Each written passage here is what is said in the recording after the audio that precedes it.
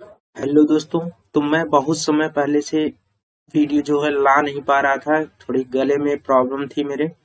तो मैं आप लोगों को आज बताऊंगा कि यूपी बोर्ड का जो है 16 फरवरी को आज पेपर था, और इस पेपर का पूरा फुल सोल्यूशन मैं आप लोगों को इस वीडियो में प्रोवाइड करूंगा। और इस वीडियो में आप लोग देखेंगे और अपने आप को मिलान करेंगे कि आप लोगों का कितना सही है और आप लोग कितना नंबर गेन कर सकते हैं इस हिंदी पेपर में।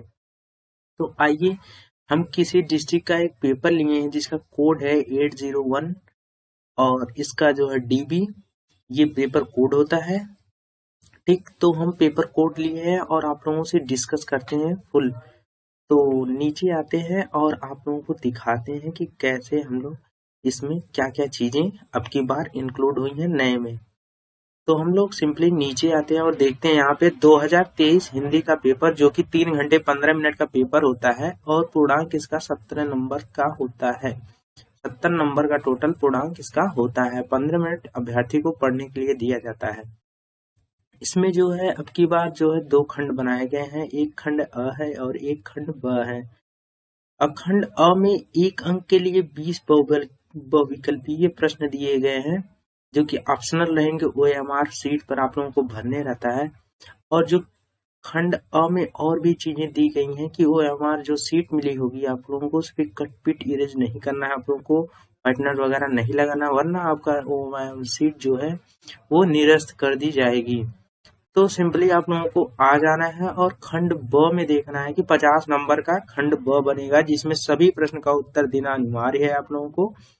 और प्रथम प्रश्न पत्र से आरंभ कीजिए और अंतिम प्रश्न पत्र तक करते जाइए, और जो प्रश्न न आता हो उस पर समय नष्ट न करिए।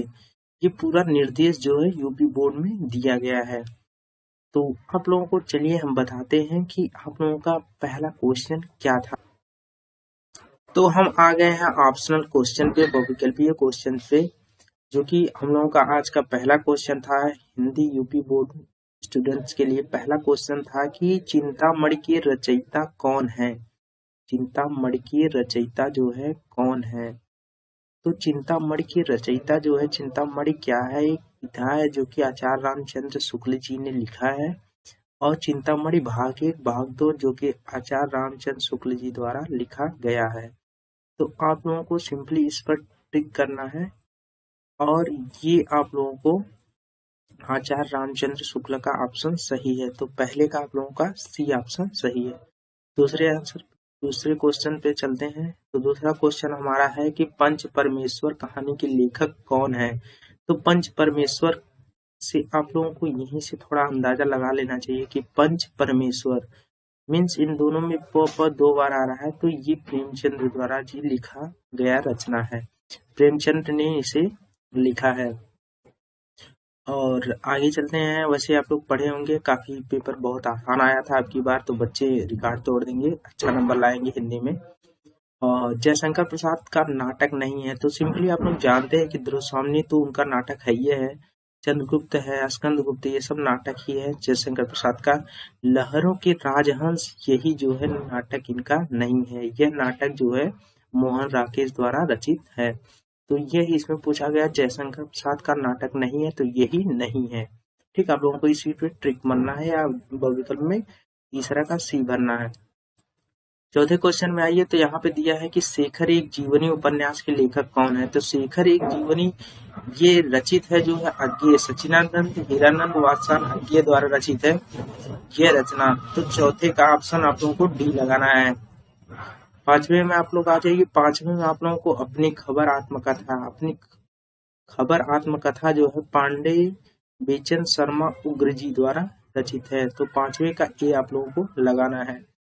और आगे आ जाइए। आप पूछा है कि भूषण किस युग के कवि हैं। तो भूषण किस युग के कवि हैं, आप लोग अच्छी तरह से जानते हैं कि यह रीतिकाल के कवि हैं। छठवां का बी आप लोगों को आंसर सही मानना है। और सातवां क्वेश्चन नंबर है कि ललित ललाम कौन सी रचना है। ललित ललाम जो है किसने रचित किया था, इसे किसे लिखा था। तो ललित ललाम मतिराम, ऐसा एक फार्मूला हम लोगों को पढ़ाते थे गुरुजी। तो बोलते थे ललित ललाम मतिराम। तो यह जो है ललित ललाम जो है ये मतिराम लिखे हैं। तो 7 नंबर का आप लोगों का ई जो है सही होगा। तो आगे चलते हैं आप लोगों को 8th नंबर क्वेश्चन पे। तो हम लोग थोड़ा वीडियो फास्ट चलाएंगे और जल्दी जल्दी बताएंगे क्योंकि वीडियो बहुत लॉन्ग हो जाएगी। तो देखिए यहाँ पे यशोधरा रचना कौन लिखे हैं। यशोधरा जो है लिखा गया है मैथिली शरण गुप्त द्वारा। मैथिली शरण गुप्त द्वारा जो है यह रचित किया गया है। आंगन के पार द्वार। आंगन के पार द्वार जो है आपका अज्ञेय जी द्वारा लिखा है। सज्जानंद निरानंद वात्स्यायन अज्ञेय।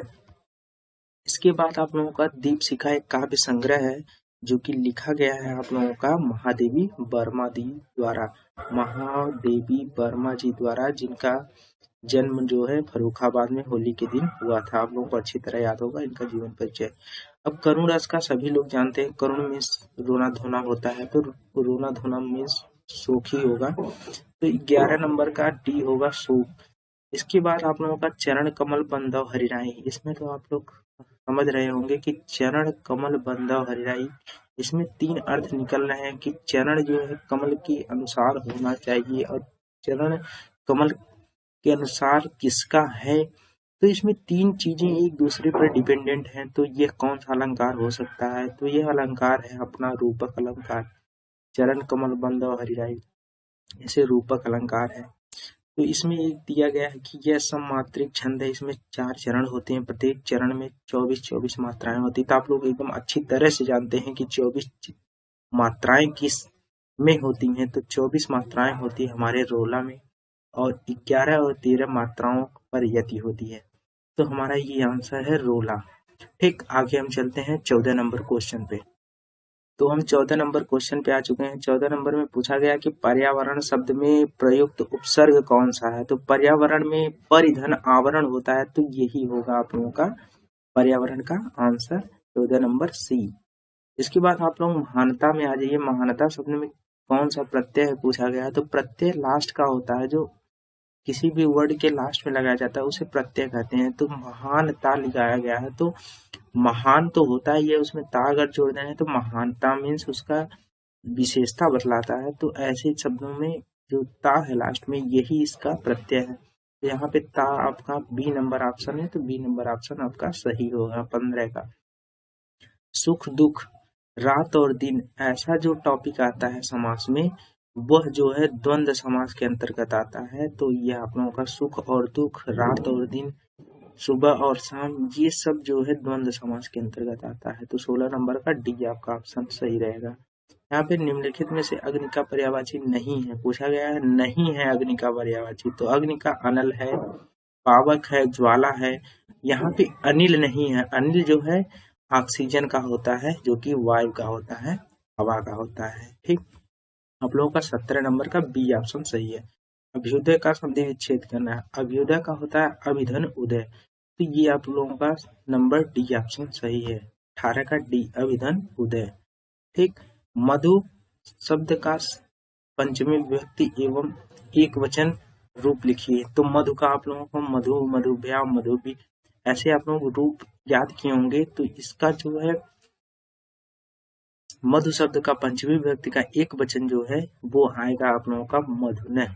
मधुनः जो है 19 नंबर का ये ऑप्शन एकदम करेक्ट है, आप लोग इसे देख लीजिएगा। अब पठिष्यति पठिष्यतः पठिष्यन्ति एक रूप चलता है लट लकार में। यह आप लोगों का इसमें पूछा है कि पठिष्यतः धातु रूप का वचन एवं पुरुष लिखिए। तो ये पठिष्यतः जो है द्वितीय वचन का आएगा और सेकंड मतलब मध्यम पुरुष का आएगा। तो द्वितीय वचन मध्यम पुरुष मीन्स 20 नंबर का सीमा आंसर आप लोगों का सही है। तो आप लोग ये वीडियो बहुत काफी लंबी हो रही है, तो हम वीडियो थोड़ा फास्ट करके जो है बनाएंगे और आगे ले चलते हैं। और भी प्रश्न हमारे हैं। तो हम लोग आ गए हैं हिंदी गद्य में, जिसमें गद्यांश पूछा जाता है, उसके ऊपर प्रश्न पूछे जाते हैं। तो एक गद्यांश दिया है जिसपे 6 नंबर दिया जाएगा आप लोगों को। इसमें अश्वारोही पास आ गया। ममता ने रुक रुक कर कहा, मैं नहीं जानती कि वह सहा है, था साधारण मुगल झोपड़ी के नीचे, ऐसा कुछ करके दिखा है। तो यहाँ पे ममता के आजीवन भयभीत रहने का कारण, तो ऐसा एक ये रचना जो है हमें जहां तक लगता है ये ममता ममता जो है जयशंकर प्रसाद द्वारा रचित है, तो यह उनकी रचना है। तो यहाँ पे गद्यांश लिख देना है संदर्भ सहित आप लोगों को। गद्यांश का रेखांकित अंश की व्याख्या भी कर देना आप लोगों को, क्योंकि यहाँ पे वीडियो बहुत लॉन्ग हो जाएगी इसलिए हम बता नहीं सकते आप लोगों को। आप लोग अपने हिसाब से देख लीजिएगा, ठीक। तो आगे चलते हैं हम लेके वीडियो को। तो यह आप लोगों का क्वेश्चन नंबर 2 है, जिसमें पद्यांश पूछा गया है। और ये पद्यांश पूर्ते निकष रघुवीर वधु धरि धीर दय मग में डग द्वय, ये कवितावली जो कि तुलसीदास द्वारा रचित है उस चैप्टर से लिया गया है। तो आप लोग इसे अच्छी तरह से जो है लिखे होंगे। मैं जो सोच पा रहा हूँ आप लोग अच्छी तरह से लिखे होंगे तो अच्छी बात है। और यहाँ पे एक क्वेश्चन बहुत ही अच्छा दिया है कि पड़कुट करह्यों हित हूँ में कौन सा अलंकार है। तो आप लोग इसे ध्यान से पढ़िए और इस समझिए कि कौन सा अलंकार है। और वैसे वीडियो बहुत बड़ी होने की वजह से मैं थोड़ा फास्ट चलूंगा। तो एक और पद्य की रचना में आ गए हम लोग, जहाँ पे लिखा मेवाड़ केसरी देख रहा केवल रण का न तमाशा था, और दौड़ दौड़ करता था रण में वह मान रक्त का प्यासा था, चढ़कर चेतक पर घूम गया। ये चेतक जो महाराणा प्रताप वाला चैप्टर है उस वाले चैप्टर से आया है। तो इसका पद्यांश का आप लोग बढ़िया से लिखे होंगे, जो कि मेवाड़ केसरी किसे कहा गया है तथा मान सिंह का रक्त क्या प्यासा बनकर क्यों टूट पड़ा। तो आप लोग कहानी पढ़े होंगे, इसको अच्छे से देखे होंगे। तो आइए हम संस्कृत में चलते हैं, और संस्कृत में एक चैप्टर से दिया गया है जिस चैप्टर का नाम है भारतीय संस्कृत। इस भारतीय संस्कृत से आप लोगों को 5 नंबर के क्वेश्चन, 5 नंबर का जो है नंबर का आया है। और इसमें आप लोगों को करना क्या है, केवल हिंदी में इसकी व्याख्या कर देनी है और आपका 5 नंबर मिल जाएगा। इसमें आप लोगों को संदर्भ थोड़ा लिख देना है कि इस नामक भारतीय संस्कृत नामक पाठ से लिया गया संस्कृत श्लोक से। तो थोड़ा अच्छा लगता है, इफेक्ट बढ़ता है एग्जामिनर के ऊपर, ठीक। तो आगे चलते हैं हम चौथे नंबर। तो मेरा चौथा नंबर क्वेश्चन आ चुका है। चौथे नंबर में भी दिया गया है कि एक गद्यांश का संदर्भ सहित हिंदी में व्याख्या कीजिए। तो इसमें बहुत ही अच्छा आ गया, सर्वे भवन्तु सुखिनः सर्वे सन्तु निरामयाः सर्वे भद्राणि पश्यन्तु माँ कश्चित् दुःखभाग् भवेत्। तो आप लोगों को एकदम आसान आया है कि सभी सुखी रहें, सभी रोगों से निरोग रहें, सभी दुख को न चाहते हुए, इसी प्रकार से अर्थ है, थोड़ा हम बोल रहे हैं तो ऐसे ही है इसका अर्थ है। आप लोग संदर्भ सहित लिखे होंगे अच्छे से। और यहाँ पे एक क्वेश्चन आया 3 नंबर में, जिसमें आप लोगों को करना है कि अपने पठित खंड काव्य आधार पर प्रश्नों में से किसी एक का उत्तर दीजिए। तो जो आपके डिस्ट्रिक्ट में होगा मुक्ति दूत होगा, और क्या क्या आता है, अग्र पूजा है, और ऐसे ही कई ठे खंड काव्य है, उसी हिसाब से आप लोगों को करना था, ठीक। तो चलते हैं आगे नेक्स्ट 5वें क्वेश्चन पे। तो यहाँ पे आ गए हैं 6 नंबर क्वेश्चन पे। यहाँ पे एक दिया है कि एक लेखक का जीवन परिचय देना है। तो जीवन परिचय आप लोग तीनों में से किसी का दे सकते हैं। जैसे जयशंकर प्रसाद का आप लोगों को ज्यादातर पूछा जाता है, तो जयशंकर प्रसाद का आप लोग लिखे होंगे जहां तक मुझे लगता है। और एक आप लोगों का आया था कवि का लिखने के लिए, तो तुलसीदास सबसे बेस्ट है, तुलसीदास का आप लोगों को लिखना चाहिए।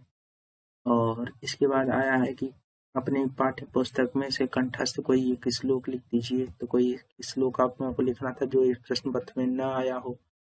तो ये, और संस्कृत में जो है आसान आसान 2-4 क्वेश्चन आए थे जो कि 4 नंबर के थे। जैसे पहला था वीर वीर केन पूज्यते वीर वीरेन पूज्यते पदेन वीना किम दूर्यात् चंद्रशेखर का आशीष चंद्रशेखर जो है क्या है, ऐसे ही इसका भी उत्तर आप लोगों को दे देना है, ठीक। तो ये सब चीजें हैं इसमें, और आप लोगों को ऐसे ही करना था। और नेक्स्ट वाले क्वेश्चन पे चलते हैं हम लोग।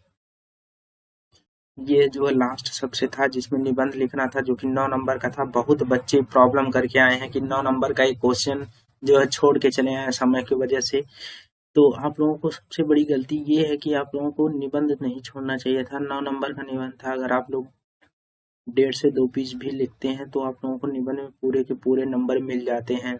जो बच्चे छोड़े हैं समझ लो कि इसी से उनका नंबर जो है कम आएगा, सीधे उनका नंबर 19 बिलो हो जाएगा, मतलब 90 से कम हो जाएगा, ठीक। तो इसमें देखते हैं कि क्या क्या दिया था। जैसे क्या दिया था कि इस पे एक विषय पे निबंध, तो देश प्रेम तो अच्छा ही था, एक आ गया था प्रदूषण और मानव जीवन। ये तो एकदम बेस्ट टॉपिक था। प्रदूषण पे बहुत लोग बताते हैं कि प्रदूषण याद कर लेना, प्रदूषण पे आएगा। ये प्रदूषण एक आजकल आतंकवाद की समस्या और समाधान चल रहा है इस पे। तो ये सब आजादी का अमृत महोत्सव जो कि अभी मनाया गया था नरेंद्र मोदी द्वारा। तो ये सब चीजें थी। आप लोग, उनका पेपर मेरे हिसाब से तो अच्छा ही गया होगा, लेकिन आप लोग प्लीज मिला लीजिएगा। और 20 क्वेश्चन जो मल्टीपल के हम लोग मिलवाए हैं वो बहुत ही सही हैं। और आप लोग प्लीज इस वीडियो को लाइक शेयर कमेंट करिएगा और एक दूसरे से शेयर करिए।